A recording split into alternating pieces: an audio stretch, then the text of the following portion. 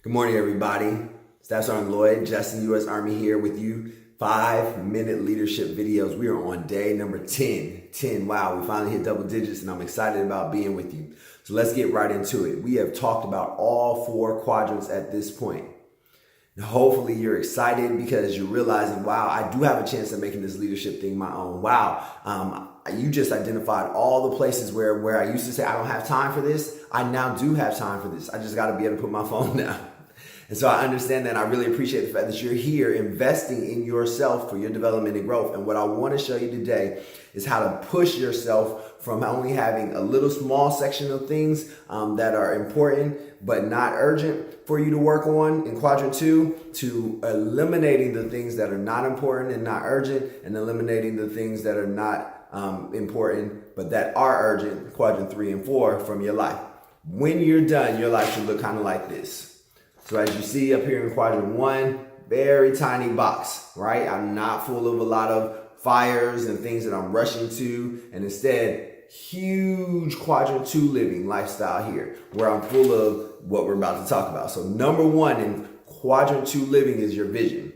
Now, I'm not going to get too deep into vision because we're going to talk a lot about vision over the next few episodes as we figure out how we create our vision and how we align our goals and stuff with our vision. But needless to say that my vision speaks to my end state, what it is that I desire. So it's my understanding of myself and my gifts and my calling and my purpose and how it all harmonizes together. And then the utilizing of that to turn into actionable steps that move me towards my goal. Now, sometimes that might be an end state in my mind. Sometimes my vision is a picture, it's a place, it's a location, it's a state of being, retirement, or whatever it is that you're looking for. It might be a number, but whatever your vision is, that's going to affect your quadrant 2 lifestyle if you make it a priority and if you know what it is. So in order for me to live in quadrant 2, I need to understand what my vision is. The second thing I want you to know about quadrant 2 living is that it involves a ton of courage and a ton of discipline. And the courage that's required is the courage to say no. Every time you say yes to somebody, you're saying no to something else. And I mentioned this in the earlier video, but the most important thing that I could probably leave you with in terms of moving yourself from a quadrant 3, 4, 1, 2 equal balance to a primarily quadrant 2 lifestyle is your ability to say no.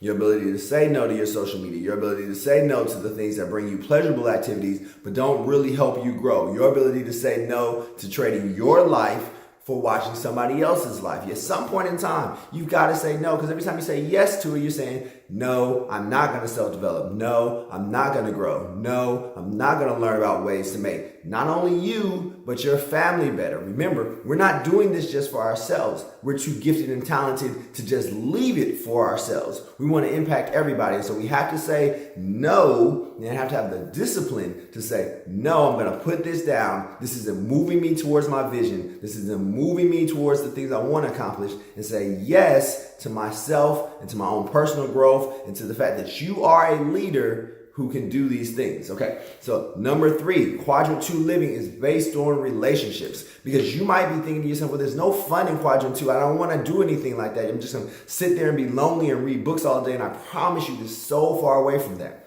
Successful quadrant 2, the accomplishment of your vision, the ability to discipline yourself, means that you're building relationships. You're building relationships with people who pour into you. You're building relationships with people who you can pour into. You're building relationships with people that allow you to connect and move into the position where you're enlightened to the truth that you're not where you want to be, but this is how you can actually get there, which in turn motivates you. Relationships in quadrant 2 are when people are high-fiving you saying, hey, we accomplished that and we can keep accomplishing it together as long as we keep moving.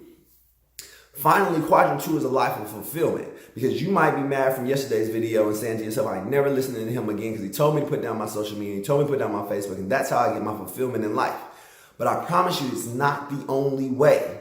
And that vacation that you see everybody else following that you like is something that you can do too. And those events that people else are doing somewhere that you're like, wow, I wish I could do that, you can. And those will provide the greatest fulfillment in your life. Not to mention, and let me just leave you with this because I'm running low on time now. It may be good, but it's not the best. And when you live a fulfilled, vision-filled, disciplined, courageous, relational type life, you will always accomplish that which is the best as opposed to that which is just good. See y'all next time. #24 and 24.